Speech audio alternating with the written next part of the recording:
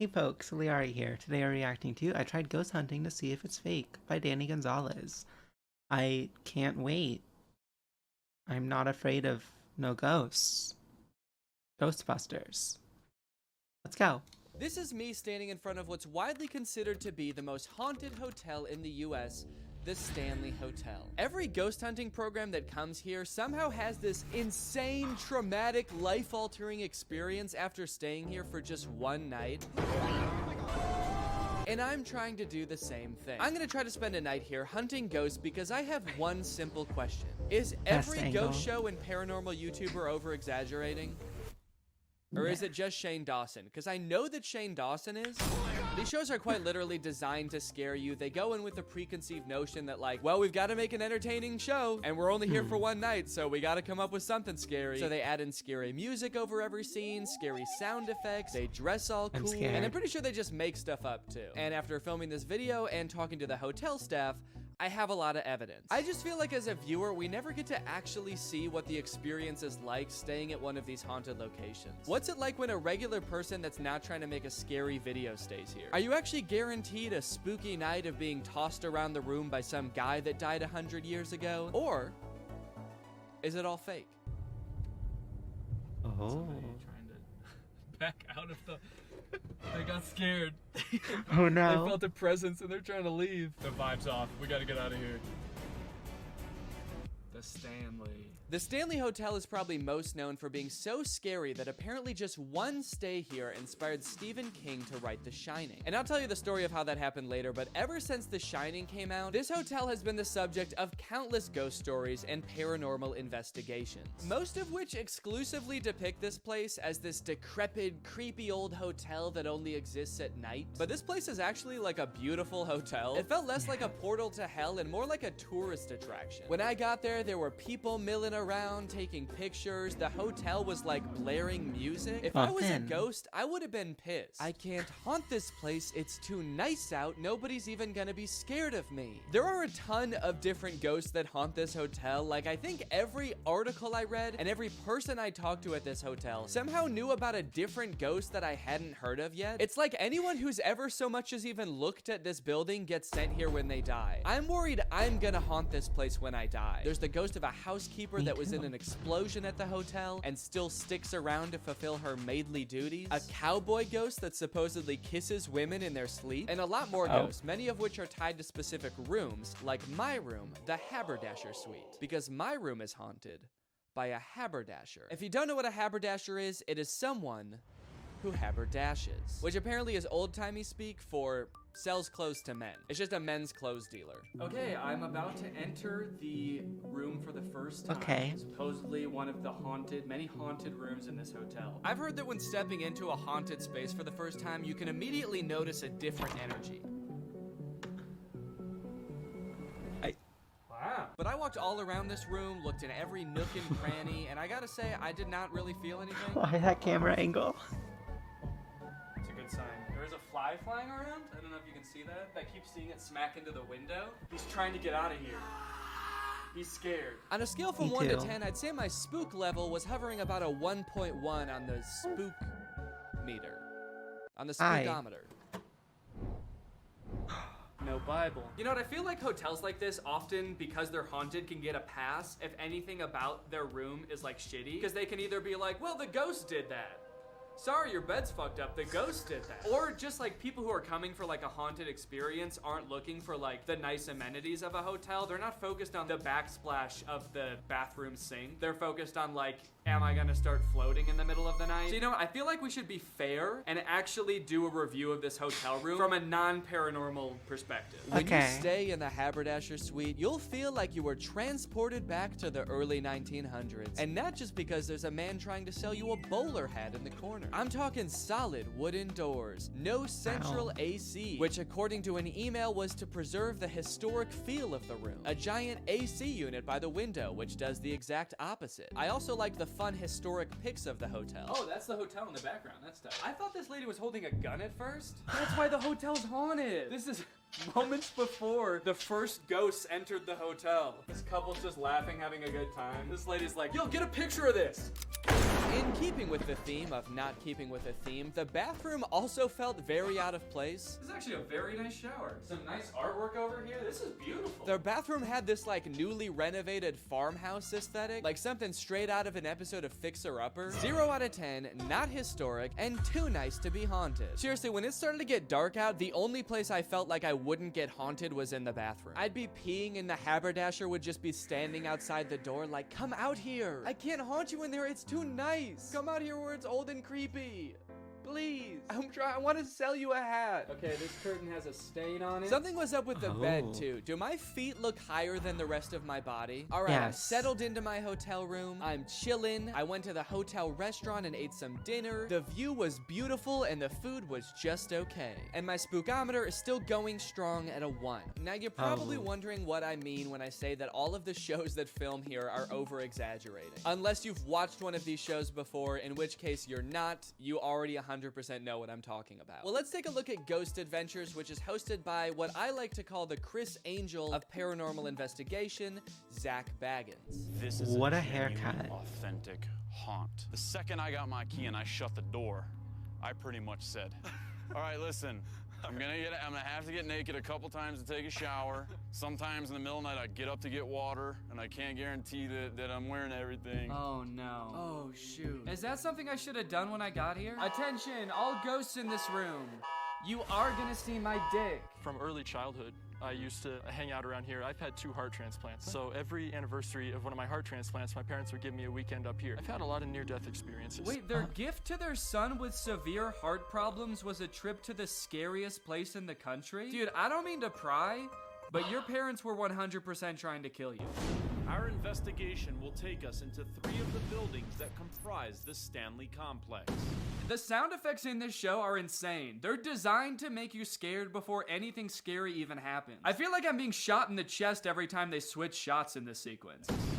The main hotel, Whoa. the manor house, and the I'm hit. carriage house. Oh, fuck. At 3 a.m., I was woken up by an unexplained noise, and shortly after that, my digital recorder captured an EVP. Shut the door.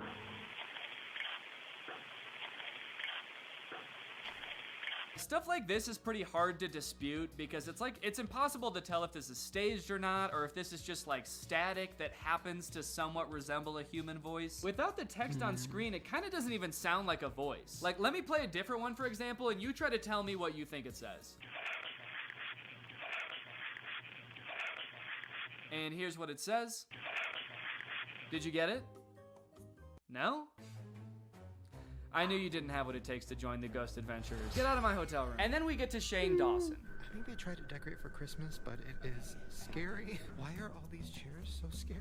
Watching Shane Dawson investigate the paranormal is like It looked like a Ku Klux Klan rally, I'm not gonna lie. watching a wounded deer try to investigate a theme park. It doesn't matter what happens, he's going to be terrified. Oh my god. Wait, are they fucking with us?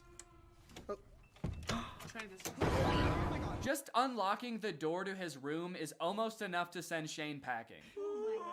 This is creepy as fuck. It is a very normal hotel room. Okay, can I just say something? And you're gonna think I'm being dramatic. My camera has been fine focusing this whole day. The second we got into this hotel, it stops fucking focusing every second. I don't know if you guys know this, but cameras have a harder time focusing in dimly lit environments. That's like a well-known thing about cameras. It's pretty funny to try to pin that on a ghost. Why I have lights? It's not focusing on anything. Yeah, you guys turned off all the lights. What is there to focus on? He's like panning around really fast and like getting really close to things in the dark. Like, I'm sorry, dude, the darkness is usually way crisper on this camera. But I think my favorite part about this is when Shane pauses the video and edits in text to point out something that he didn't notice while filming.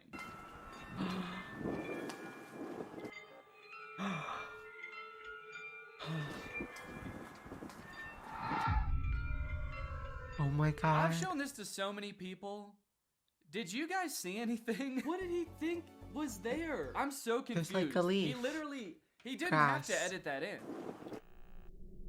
It might be nothing. Yeah, no, it definitely was nothing. Throughout this video, Shane adds in sound effects that are designed to make his terrified reaction seem a little more justified.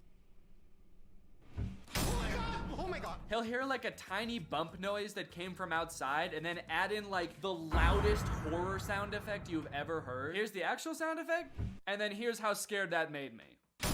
Okay guys, I have a confession to make. I know I talked a really big game about all the ghosts that have been spotted in this hotel, and as I was doing some research in my room, I started to realize that a lot of these stories might also be over-exaggerated a little bit. No way. I know. Apparently, it's not just the ghost hunter shows that are doing it. Perhaps the hotel also has something to gain by playing up how haunted they are. 1911, maids up here are lighting acetylene gas lamps. There's a gas leak. This room blows up. The maid's name was Mrs. Wilson. It's believed that Mrs. Wilson is still with us in the hotel here. We've had guests walk into the bathroom, the light will turn on. Their clothes are put away in the dresser drawers and their bags are stacked in the closet. I have a couple questions about this story. Because the way... Sorry. I just want to say real quick. If this is cool to you, the episode of Nathan for You about the ghost realtor definitely would also float your boat as long as you can handle some cringe comedy. A really good episode, one of my favorites. He tells it in this show, makes it sound like the housekeeper is haunting the hotel because she died in this explosion at the hotel. She didn't. She didn't die. I looked it up. There's articles about this story. This happened in 1911. A housekeeper accidentally blew up like half the hotel. She sustained injuries. She broke both of her ankles, and then she died.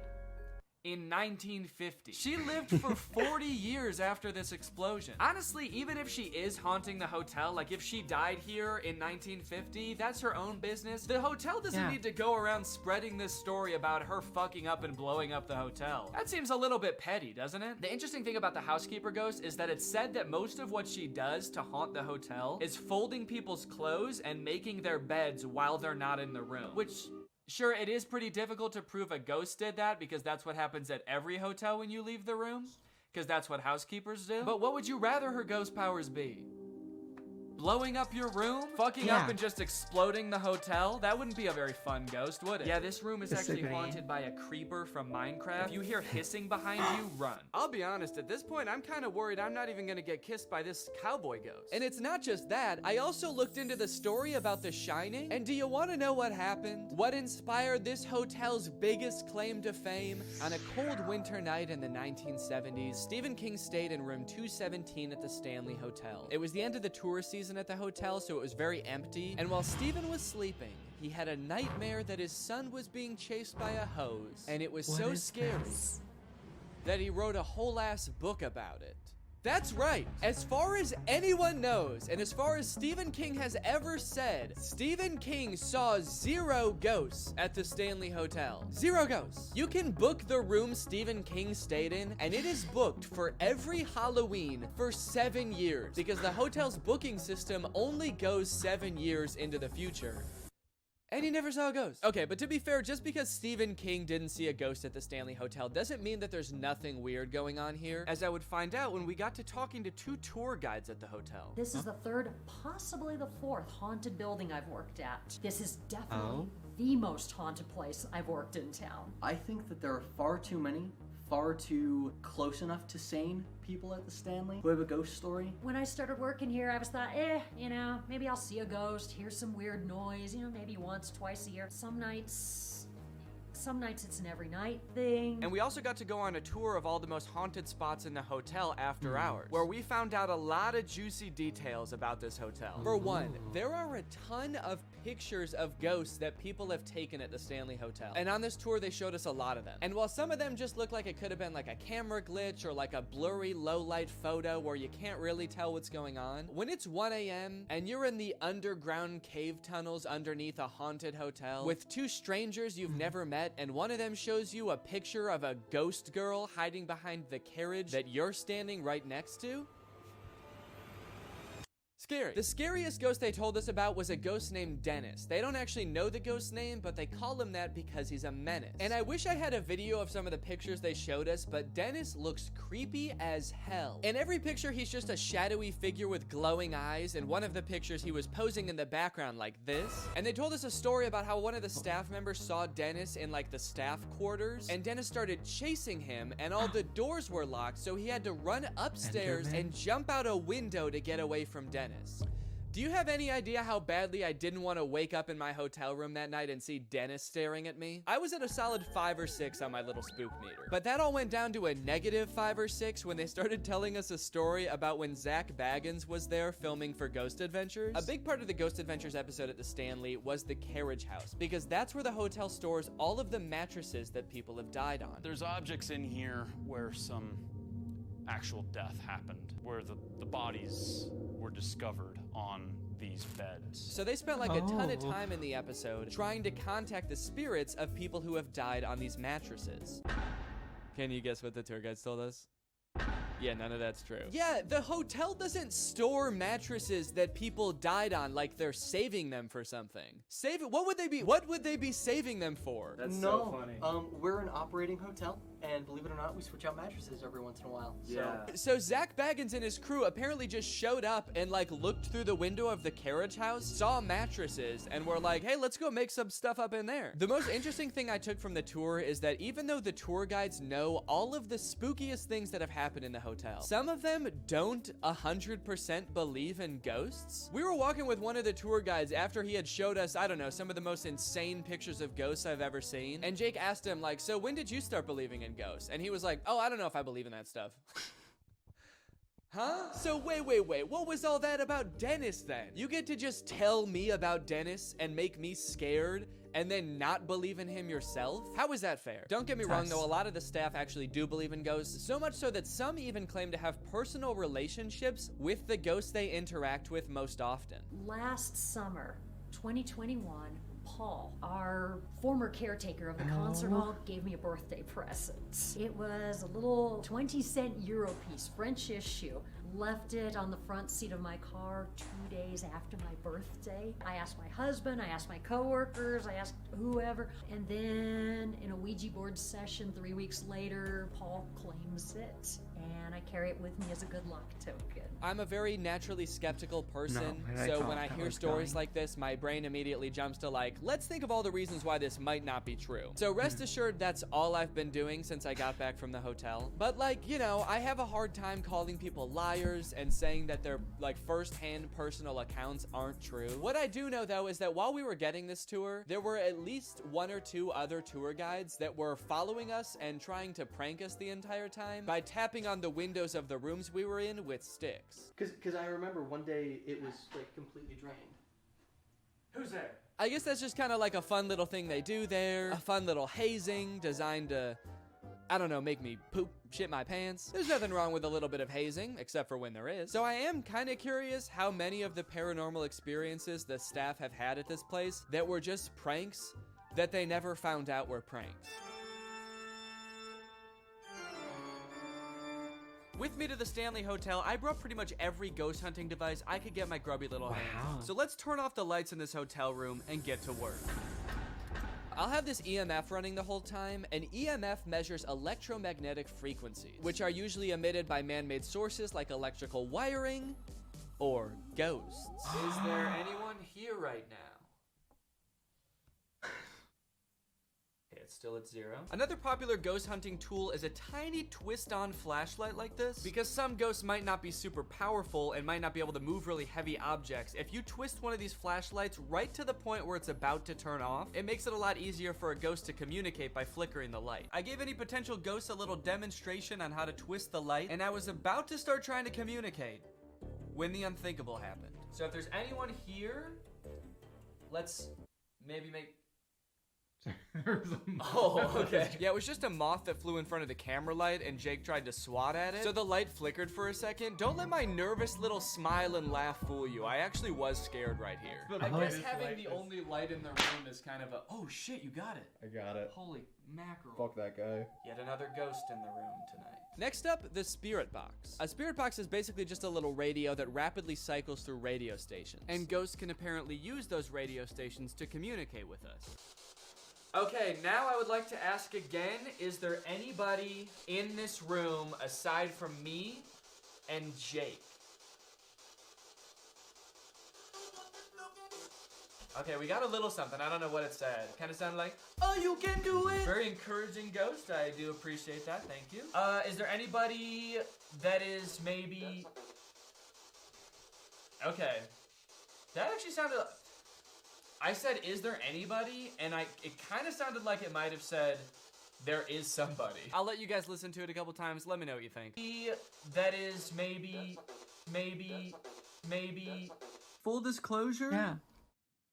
I actually am pretty weirded out by this. This is a pretty strange occurrence. It does sound a lot like there's somebody, and so I will give 1 point to the ghost for that one. That was pretty good, buddy. If you're a ghost, make no noise happen. Like, make it so no words are said.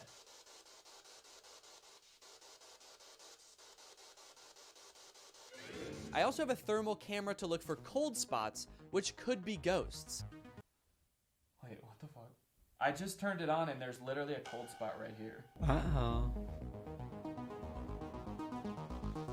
Actually, it feels wet. Oh, should I smell it? Yes. Oh my god.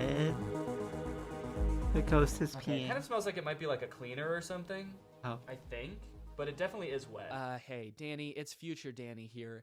Could you stop touching that? It's definitely pee. There was a small wet spot, and then a little trail, and then a big wet spot, like somebody started to have an accident, managed to control it for a second, and then hobbled 2 feet, and then just let it all out. Which leads to the scariest question of them all.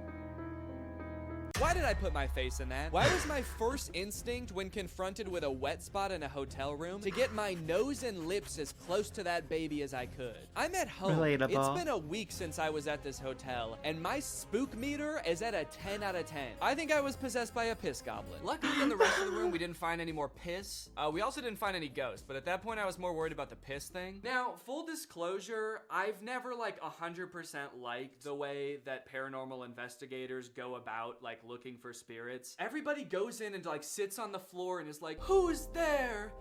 Can anyone say your name? Who are you? What's your name? Did you pass away in one of those beds? I think it's a little bit condescending. So I think if we're gonna find anything in this room, we're gonna have to get a little bit more drastic. Howdy, y'all. If there be any rootin' tootin' cowboys that like a good time, why don't you go ahead and flicker the flashlight? Is there any ghosts around me? Alright, well, I guess if you don't want to come out, I'm gonna have to keep all this gold myself. But the only thing coming from my vial of gold was a puddle of gold. So I guess my method of ghost hunting was a giant waste of time. And sure, I did get this sick picture out of it, but unless I ever make a half country, half hyperpop album and I need cover art, it's pretty much useless. I hope he does not. Tell the haberdasher I say hello. I will.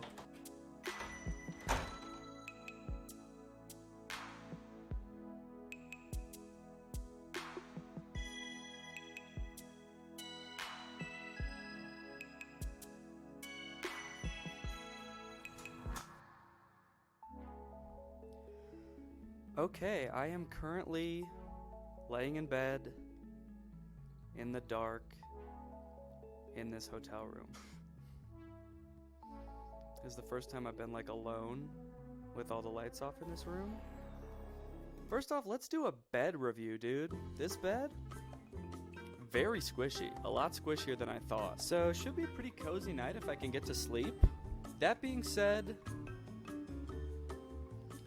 I'm not gonna lie, I am scared. It's honestly very frustrating to be scared right now. I think in an attempt to avoid sitting in complete silence, I just started saying anything that was on my mind, which resulted in me performing what reads like some sort of paranoid ghost-themed stand-up set. Why are people only scared of ghosts when it's dark? The fact that ghosts would only come out when it's dark, like, implies that ghosts only exist to scare living people?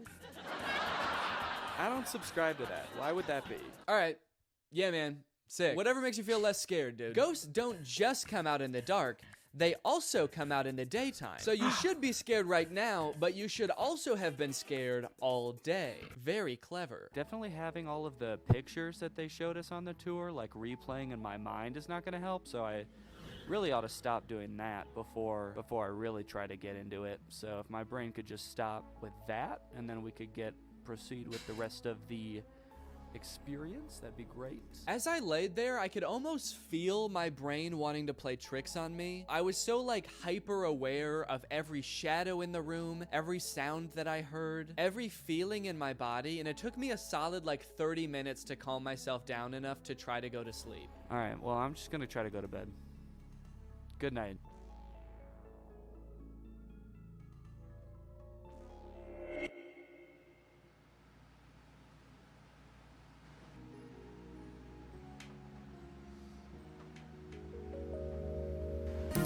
I did it, baby. That's right. I slept in a haunted room in the most haunted hotel for 5 hours. And I slept like a rock, dude. There could have been a haberdasher twerking on my bed all night, and I would not have woken up. Luckily, it does look like nothing paranormal happened that night, because I would have been pretty pissed if I missed that. So, look, I can't tell you if there for sure are or aren't ghosts in the Stanley Hotel, but what I can tell you is that you're definitely not guaranteed a paranormal experience. What I can bet, though, is that it's still probably gonna be pretty scary. Even if you don't believe in ghosts, it's like turbulence on an airplane. I don't actually think the plane is gonna crash, but when it's happening, I am clutching my armrest. Speaking of which, I think I gotta catch my flight back home. Aww. You did it. I'm so proud. Congratulations. Oh my gosh. Wow. What a king. What a wonderful start to spooky October. I am streaming DMC4 today, and probably next week, but I want to do some spooky games like on-off schedule days, and also just in general. It'd be fun. Oh, here. I was at thank you for watching, but now I read comments. Oh my god. Not only has Danny challenged Curtis's magic career, he is now challenging people's ghost hunting career. Truly a final boss. The camera angle just pointing down Danny's nose is the best part. He looks so funny and cute at the same time. True. I can't tell you how hard I laughed at Danny putting his face on a mysterious liquid on a hotel floor. I was disgusted. I can't tell you. Oh. This is the kind of ghost content I need. Healthy skepticism and hotel room reviews. 10 out of 10. It was really good. I liked it. He had a lot of funny bits. Danny Gonzalez going from sitting in a room talking about bad movies to ghost hunting is so real. Honestly, sounds like a blast. I do wonder, like, what is the production order for these videos? Which one was recorded first? Who knows? I went to a haunted place, didn't see ghosts, but came away with a Zach Baggins story. I went to Gettysburg this summer and booked a private ghost tour at the Jenny Wade house. Didn't feel different energy or anything. Anyway, while in the basement, there was a model of Jenny's dead body that Zach laid with, and he felt something touch his butt. It allegedly took the crew a half hour to talk him back into the basement because he was so scared. Like, how does a dude who does this for a living get that scared? I don't know, maybe he was having a bad day. Relax. For someone who works in a historic building from the late 1600s that's supposedly haunted, I got to say you freak yourself out. When I have to check parts of the basement that are closed to non-workers, I'm always creeped out. I've never seen anything but since it's dark, the entrance to the crypt is there, and others say it's haunted, it suddenly seems spooky. If I was never told it was haunted, I'd never have thought it was scary. I think this is true. The fact that he did not hesitate for a second to smell it makes me wonder how he's alive. Honestly, I would have did the same thing. But I would have tried to, like, have, like, a slight space and then mess up. Danny's such a wife guy, he was afraid to sleep alone. Mad respect. Danny doing typical YouTube things in the most analytical way is becoming one of my favorite things. I really like his channel. I literally don't believe in ghosts, but I love Ghost Files by the Watcher Boys. I adored BuzzFeed Unsolved in high school. They're really good at making you feel non-exaggerated. Also, I just love Shane and Ryan. I'm happy people get like a lot of enjoyment out of this kind of content. My sister and her friends stayed there for her birthday when she was like 12, and they had a terrifying experience. In the middle of the night, they heard the sound of something at their window and a bunch of scratching. A raccoon broke into their room and scared the shit out of all of them. So if like 15 years ago you heard a bunch of screaming kids in the middle of the night at the Stanley, you now have an explanation. And then the raccoon became a ghost. Alright. Thank you so much for watching, folks. I hope you have a great rest of your day. Bye! Hey folks, thank you so much for watching. Remember to like the video, subscribe on YouTube, follow on Twitch, and have a great rest of your day. Bye!